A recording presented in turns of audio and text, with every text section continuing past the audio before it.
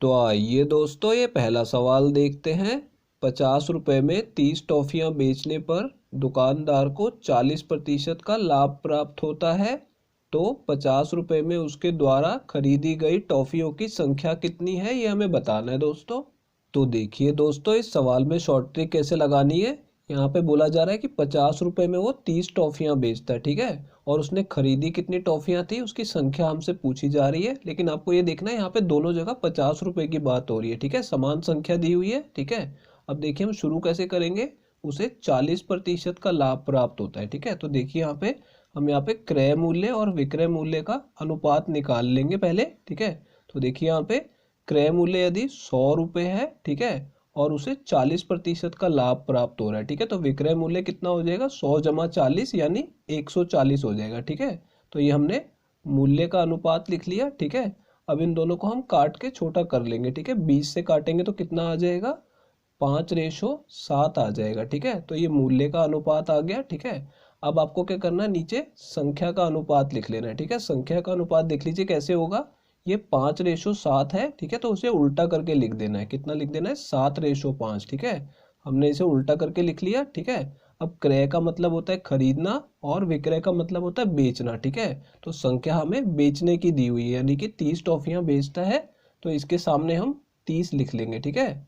जो हमें संख्या दी हुई है, अनुपात की संख्या 5 है और टॉफियों की संख्या कितनी है, 30 है, ठीक है। तो इसका कितने गुना है, पहले हमें ये पता लगाना है। तो देखिए यहाँ पे 6×5 = 30 होता है।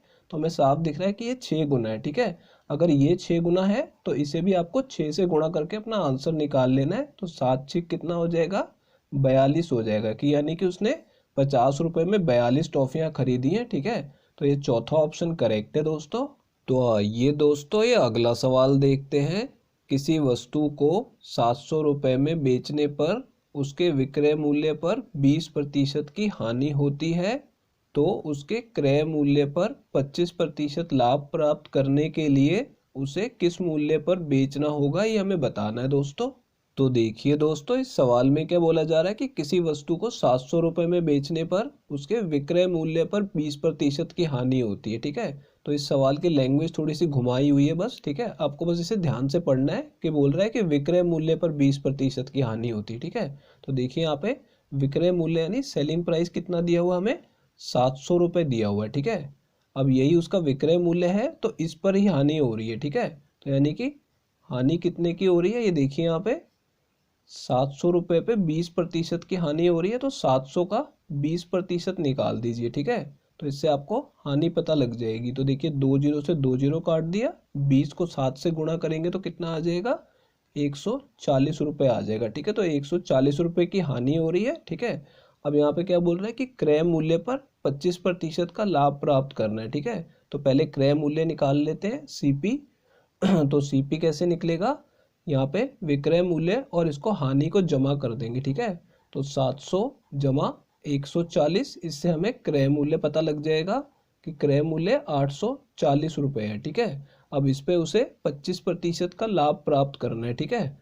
तो अगर इस पे 25% का लाभ प्राप्त करना है तो यानी कि इसमें 25% की वृद्धि करनी होगी। तो यानी इसे 125% से गुणा कर देंगे, ठीक है। तो यहाँ पे देखिए 125% यानी 125/100 से गुणा कर देंगे। यहाँ पे इन दोनों को पहले 25 से काट लेते हैं, तो ऊपर 5 आ जाएगा, नीचे 4 आ जाएगा, ठीक है। 4 से इसे काटेंगे तो ये 2 पे कटेगा, फिर 1 पे, फिर 0 आ जाएगा, ठीक है। अब देखिए यहाँ पे 21 पंजे कितना होता है, 105। और यहाँ पे एक 0 बची हुई तो 0 लगा देंगे, यानी कि उसे 1050 रुपये में बेचना होगा, ठीक है। तो ये तीसरा ऑप्शन करेक्ट है दोस्तों। तो आइए दोस्तों, ये अगला सवाल देखते हैं। किसी दुकानदार ने एक कुर्सी खरीदी, तो उसे कुर्सी को उसके लागत मूल्य से कितने प्रतिशत अधिक पर अंकित करना चाहिए, ताकि 30% की छूट देने के बाद भी उसे 26% का लाभ प्राप्त हो। तो देखिए दोस्तों, इस सवाल में शॉर्ट ट्रिक कैसे लगाएंगे। सबसे पहले आपको ये देखना है कि इस टाइप का सवाल आया हो कि 30% की छूट देने के बाद भी 26% का लाभ प्राप्त हो, ठीक है। जब भी इस टाइप की लाइन लिखी होगी सवाल में तो आप ये शॉर्ट ट्रिक लगा सकते हैं। देखिए यहाँ पे 30% की उसे छूट देनी है, ठीक है। तो पहले क्या करेंगे, 100 में से 30 को घटा लेंगे, क्योंकि यहाँ पे छूट है तो इसलिए हम घटा रहे हैं, ठीक है। और उसे 26% का लाभ प्राप्त होना चाहिए, तो फिर क्या करेंगे, 100 में जो भी लाभ का प्रतिशत दिया उसको जमा कर देंगे। ठीक है, यहाँ पे 26 दिया है तो हमने 26 जमा कर दिया। ठीक है, और इनको अनुपात में ले लेना है। इससे क्या होगा, आपको क्रय मूल्य का और अंकित मूल्य का, ठीक है, यहाँ पे दोनों का अनुपात आपको मिल जाएगा। ठीक है, तो देखिए यहाँ पे 100 में से 30 घटाएंगे तो कितना आ जाएगा, 70 आ जाएगा, और अनुपात में यहाँ पे 126 आ जाएगा। ठीक है, अब ये दोनों अनुपात में है और दोनों को 14 से काटा जा सकता है। ठीक है, तो मैं इन दोनों को काट दूंगा 14 से, तो कितना आ जाएगा, 14 पंजे 70 होता है। ठीक है, और 14 निमे कितना होता है, 126 होता है, तो ये 9 पे कटेगा। ठीक है, तो यहाँ पे देखिए क्रय मूल्य का और अंकित मूल्य का अनुपात हमारे पास आ गया। ठीक है, अब क्या बोल रहा है कि उसे लागत मूल्य यानी कि क्रय मूल्य की बात हो रही है, तो उसे क्रय मूल्य से कितने प्रतिशत अधिक पर अंकित करना होगा। ठीक है, मान लीजिए उसने 5 में कुर्सी खरीदी है तो उसे अंकित मूल्य 9 रुपये रखना पड़ेगा। ठीक है, तो कितना अधिक अंकित करना पड़ेगा, 4 रुपये अधिक अंकित करना पड़ेगा। ठीक है, लेकिन ये हमें प्रतिशत में बताना है। ठीक है, तो प्रतिशत में कैसे निकलेगा, कितना अधिक अंकित करना है, 4 रुपये अधिक अंकित करना है। ठीक है, और किससे 4 रुपये अधिक अंकित करना है, 5 रुपये से। ठीक है, तो 5 को नीचे भाग में लिखेंगे और गुणा कर देंगे 100 से। ठीक है, अब देखिए 5 से मैं इसे काटूंगा तो ये 20 पे कटेगा, और 20 चौक कितना हो जाएगा, 80% आ जाएगा। ठीक है, यानी कि उसे 80% अधिक पर उसे अंकित करना होगा। ये पहला ऑप्शन करेक्ट है दोस्तों। तो आइए दोस्तों ये अगला सवाल देखते हैं। एक दुकानदार ने 200 रुपये में 54 पेन खरीदे, तो 20% का लाभ प्राप्त करने के लिए उसे 200 रुपये में कितने पेन बेचने चाहिए, हमें बताना है दोस्तों। तो देखिए दोस्तों, इस सवाल में हम शॉर्ट ट्रिक कैसे लगाएंगे। यहाँ बोला जा रहा है कि 200 रुपये में उसने 54 पेन खरीदे हैं, और अब पूछ रहा है 200 रुपये में उसे कितने पेन बेचने चाहिए। ठीक है, यहाँ पे दोनों जगह 200 रुपये की बात हो रही है और उसे 20% का लाभ प्राप्त करना है। ठीक है, तो देखिए यहाँ पे पहले हम क्या करेंगे, यहाँ पे हम मूल्य का अनुपात निकाल लेंगे। ठीक है, अब देखिए यहाँ पे क्रय मूल्य यदि 100% है तो मैं 100 लिख रहा हूँ। ठीक है, इस पे उसे 20% का लाभ चाहिए। ठीक है, तो वो उसे बेचेगा कितने में, 120% में। ठीक है, 100 में 20 को जमा करके लिख देना है। ठीक है, तो ये हमारा मूल्य का अनुपात आ गया। ठीक है, अब यहाँ पे इसको काट लेंगे हम। ठीक है, तो ये 20 से काटेंगे दोनों को तो कितना आ जाएगा, यहाँ पे 5 आ जाएगा और यहाँ पे 6 आ जाएगा। ठीक है, तो ये हमारा मूल्य का अनुपात आ गया। ठीक है, अब हम क्या करेंगे, संख्या का अनुपात निकाल लेंगे। संख्या का कैसे निकलेगा, इसे आपको उल्टा करके लिख देना है। ठीक है, तो कितना आ जाएगा, 6:5 आ जाएगा। ठीक है, यानी 5:6 का उल्टा 6:5 लिख लिया।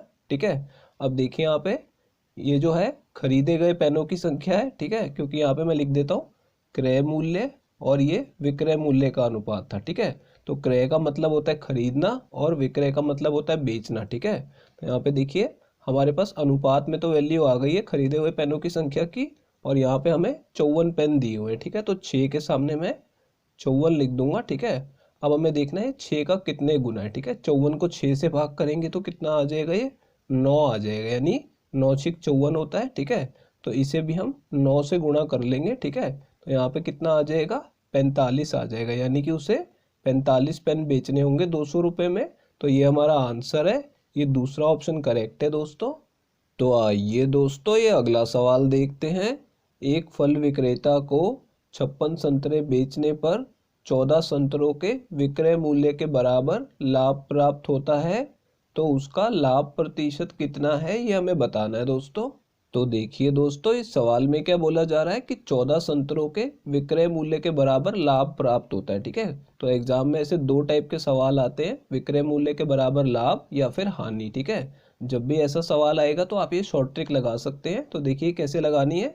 यहाँ क्या बोल रहा है, वो 56 संतरे बेच रहा है। ठीक है, तो सबसे पहले क्या करना है, यहाँ पे देखिए आपको विक्रय मूल्य लिख लेना है। ठीक है, क्योंकि वो बेच रहा है तो क्या कर रहा है, विक्रय कर रहा है। ठीक है, तो यहाँ पे आप सीधा विक्रय मूल्य लिख लीजिए, कितना, 56 रुपये लिख लीजिए। ठीक है, यहाँ पे देखिए जो भी संख्या दी होगी, कितने संतरे बेच रहा है, 56, तो विक्रय मूल्य 56 रुपये है। ठीक है, अब उसे लाभ प्राप्त हो रहा है 14 संतरों के विक्रय मूल्य के बराबर। ठीक है, तो आप सीधा लिख लीजिए कि लाभ जो है वो 14 रुपये है। ठीक है, अब इससे क्या करना है आपको, आपको क्रय मूल्य निकाल लेना है। ठीक है, तो क्रय मूल्य कैसे निकलेगा, 56 में से 14 को घटा देंगे। ठीक है, तो 56 - 14 कर देंगे तो कितना आ जाएगा, 42 आ जाएगा। ठीक है, तो 42 रुपये में उसने खरीदे। ठीक है, और 56 रुपये में बेच दी तो उसे 14 रुपये का लाभ प्राप्त हुआ। ठीक है, अब हमें लाभ का प्रतिशत बताना है। तो देखिए यहाँ पे लाभ प्रतिशत कैसे निकलेगा, 14 रुपये का लाभ हुआ, क्रय मूल्य कितना है 42 रुपये, तो क्रय मूल्य से भाग करेंगे और 100 से गुणा कर देंगे। ठीक है,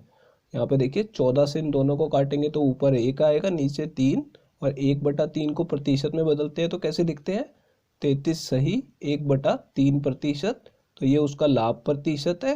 तो देखिए दोस्तों ये तीसरा ऑप्शन करेक्ट है। तो आइए दोस्तों ये अगला सवाल देखते हैं। एक फल विक्रेता ने 5 रुपये में 3 की दर से कुछ केले खरीदे और उन्हें 11 रुपये में 5 की दर पर बेचा, तो उसे कितने प्रतिशत का लाभ प्राप्त हुआ ये हमें बताना है दोस्तों।